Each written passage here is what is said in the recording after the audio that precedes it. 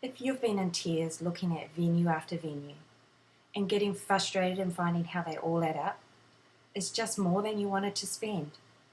If you're trying to work out how to cut back, if you're starting to worry that you'll rush into it and do it on the cheap and then not be happy, is it a feeling a little too much for you to deal with? Then this video is for you. Picking between wedding venues is highly overwhelming. It's expensive. After all, your reception venue is the element of your wedding where most of your budget is spent celebrating your recent marriage, and it's also the piece that eats up most of your celebration time. Over 30% of your budget, in fact. I have a great tool and a few tips to help you figure out how to choose your ideal venue. And I came up with this recipe when working with bridal couples who had very specific desires and dreams. Hi, I'm Michelle Schwab, creator of Your Perfect Wedding Planner, where I've taken my wedding planning business strategies and packaged them into a revolutionary DIY planner anyone can use. It's a step-by-step planner filled to the brim with everything you need to plan your entire wedding from start to picture-perfect finish, no matter your vision, taste, or budget. So, first things first, before you make any venue decisions, you need to have made your budget, right? Can you afford this venue? Don't torture yourself and keep a $12,000 venue on your list when you can really only afford an $8,000 venue. It's just going to break the soul and waste your time. Then you need to do some research. Gather and download brochures and available packages from the venue websites that you're interested in. And I know that this is the most frustrating part of finding a venue. Sometimes they don't offer all the information you need. If this is where you are getting frustrated, use my reception venue cheat sheet to get any other information and answers that you can't find on their websites. I'm just going to flick my screen over here so you can see the cheat sheet and we can work through this together. I'll make sure it's available to download at the bottom of this blog. Okay, so here it is. Ta-da! Get this hot little cheat sheet in your hands or create your own. It's a place to track all of your research on wedding venues and wedding ideas so that you can organise it and then review it without losing your mind. My venue comparison cheat sheet includes the following rows: name of venue. Once you've done your initial online research and have a healthy list of places you're interested, name them and add the location if you need to. Venue hire. This is where we look at what the cost of the venue hire, how many hours, and what does that hire include. And make sure the capacity fits the number on your guest list. The availability line, include this row if it matters to you. If this venue is available on the day, the month, or the time of the year that you want. And then we move on to the food and beverage rates. Enter the information you've gathered. You can then narrow down your options later, but grab all of the options available to you so you can plug and pick and choose later on. And of course, there is more than just cost to compare, so I also include styling. Is the room beautiful in its own right?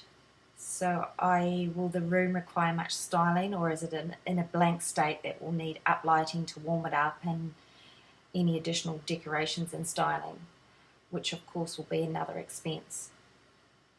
Make sure you either may have made room in your budget for styling, or if you prefer the space as is, then obviously there is not going to be any additional costs. Facility extras, list here any items included with the venue, so that would include AV equipment, chairs, tables and linens, and note if any other equipment is provided or an additional cost, or whether you'll have to supply it. Sometimes this is the area that aren't so clear and available on their websites and can add up to your overall bill. and that's where we get caught. And this is the area where I include any restrictions. So does the venue have any major restrictions such as a definite end time, having the room filled with warm glowing candles may be the clincher for you to make a decision between one venue and another. So make sure you find out what restrictions are prohibited or allowed at that facility. Parking and transport. Make any notes regarding free parking or other transportation considerations. Are you okay with needing to provide transport for your guests from a hotel to your remote venue, for example? And does a centrally located venue allow your guests to get themselves there via walking or public transport or by car?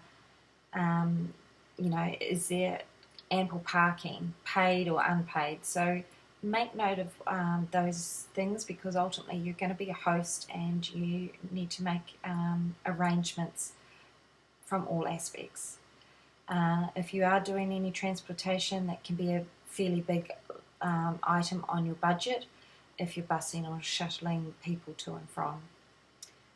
So add in any details or questions that would affect your decision in here. So when you've entered your research for each venue, I recommend going back to the venues you like the most and giving yourself a very rough sense of what the venue will cost. I suggest you highlight the rows of your preferred meal service. That way you can calculate what the cost would be and compare apples for apples. So for example, if you've decided that you're going to have canapes followed by a 2-course meal and have your wedding cake cut, plated and served, then I would highlight those specific rows and compare the cost between each of those venue options that you've listed. From there, you'll be able to identify which venues that seem cheap, but you'll need to account for a number of other elements such as adding linens and decorations to make it look pretty. While another venue is more expensive, it may have a lot of other items included, and that's where you may find that the costs probably balance out. So there you have it. Pretty simple, my venue comparison cheat sheet. Now that you've done your comparisons, you're all ready to do some site visits. When you do those, you can get more detailed and add in any actual venue costs, rental costs for each venue that you've looked at. This will give you a really good hard look at how different the venues really are and how they can help you make that final decision. I do recommend you stay open to possibilities until you do a site visit.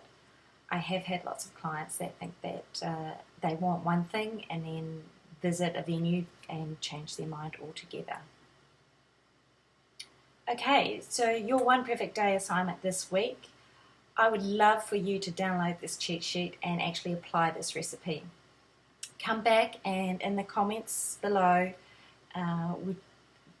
let me know what you found out from different venues that ultimately did have an effect on your final decision of either the decision that you made for your venue or the decision that you have narrowed your site visits down to. And then check in next week for a detailed look at site visits, what they are, when to do them, and most importantly, the lists of questions you should come prepared to ask. Till then, happy planning. Bye.